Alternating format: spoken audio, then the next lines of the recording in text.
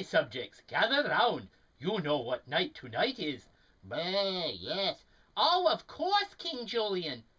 Yes, of course I do. It's the night before Christmas. Yes, everyone, all the lil'kinz, gather round. It's the night before Christmas, and it's time for a very traditional Webkinz story. It's just starting to snow, and we'll begin. 'Twas the night before Christmas, when all through the house not a creature was stirring, not even a mouse.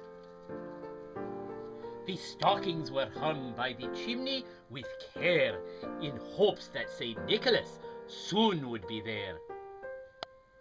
The children were nestled all snug in their beds, while visions of sugar plums danced in their heads. And Ma in her kerchief and I in my cap had just settled down for a long winter's nap. When out on the lawn there arose such a clatter, I sprang from my bed to see what was the matter. Away to the window I flew like a flash, tore open the shutters and threw up the sash. The moon on the breast of the new fallen snow gave the lustre of midday to objects below.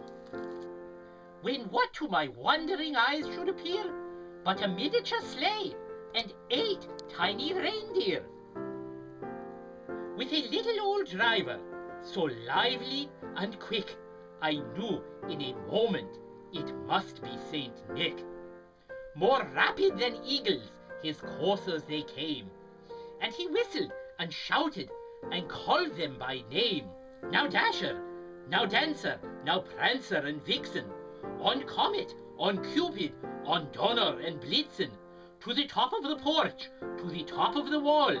Now dash away, dash away, dash away all. As dry leaves before the wild hurricane fly, when they meet with an obstacle, mount to the sky. So up to the housetop the coursers they flew, with a sleigh full of toys, and St. Nicholas too. And then in a twinkling I heard on the roof the prancing and pawing of each little hoof. As I drew in my head and was turning around, down the chimney St. Nicholas came with a bound. He was dressed all in fur from his head to his foot, and his clothes were all tarnished with ashes and soot. A bundle of toys he had flung on his back, and he looked like a peddler opening his pack. His eyes, how they twinkled, his dimples, how merry, his cheeks were like roses, his nose like a cherry, his droll little mouth was drawn up like a bow, and the beard of his chin was as white as the snow. He had a broad face and a little round belly that shook when he laughed like a bowlful of jelly. He was chubby and plump, a right jolly old elf, and I laughed when I saw him. In fact, he looked a bit like myself. A wink of an eye and a twist of his head gave me to know I had nothing to dread. He spoke not a word, but went straight to his work, and filled all the stockings, and then turned with a jerk, and laying his finger aside of his nose, and giving a nod, up the chimney he rose. He sprang to his sleigh, to his team gave a whistle, and away they all flew like the down of a thistle.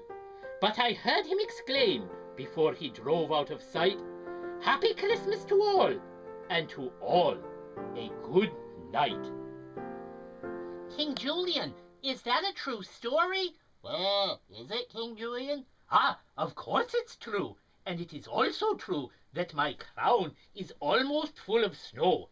It's time for you to go home. Santa will be coming soon. So Merry Christmas to all, and to all a very Happy New Year.